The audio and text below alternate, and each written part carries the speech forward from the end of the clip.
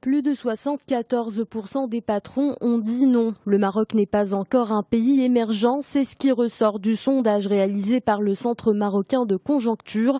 Les chefs d'entreprise interrogés estiment que le climat des affaires est le premier critère pour définir une économie émergente.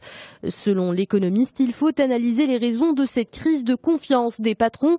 Pour le quotidien, l'enquête confirme certaines faiblesses comme les réformes ratées ou incomplètes des systèmes éducatifs et judiciaires. Pour sa part, aujourd'hui, le Maroc annonce cette bonne nouvelle pour le tourisme marocain.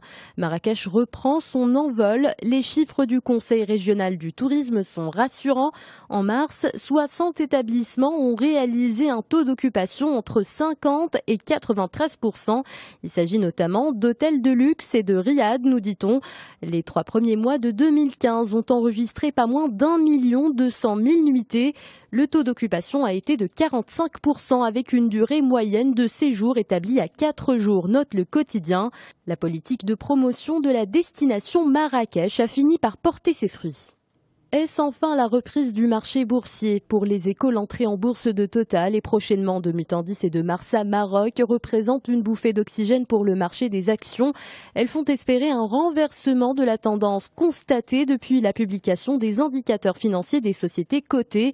Ces indicateurs au titre de 2014 étaient en deçà des attentes, rappelle le quotidien économique. Culture à présent, le quartier de Sidi Moumen prépare une explosion créative, titre la Nouvelle Tribune. La deuxième édition de cet événement est prévue le 16 mai prochain. Une manière de faire parler autrement de ce quartier tristement célèbre après les attentats terroristes de 2003. Sidi Moumen va célébrer sa jeunesse créative en invitant un groupe de plasticiens, de musiciens et de comédiens.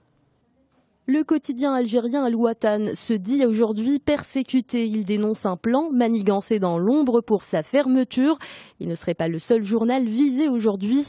Selon cet article, El Khabar est aussi menacé. Les 2 publications seront fermées au plus tard dans 6 mois. La sentence viendrait d'un haut responsable à la présidence lors d'un dîner en avril dernier. Des propos tenus en présence de certains patrons de presse algériens, affirme Al-Watan.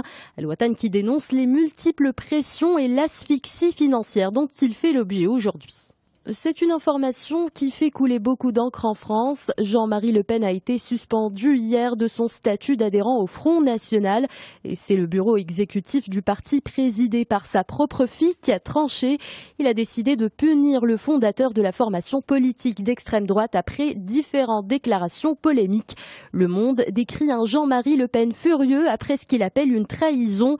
Il n'a pas mâché ses mots dans une interview accordée hier à Europe 1 en déclarant « J'ai honte que la présidente du Front National porte mon nom et je souhaite qu'elle le perde le plus vite possible ».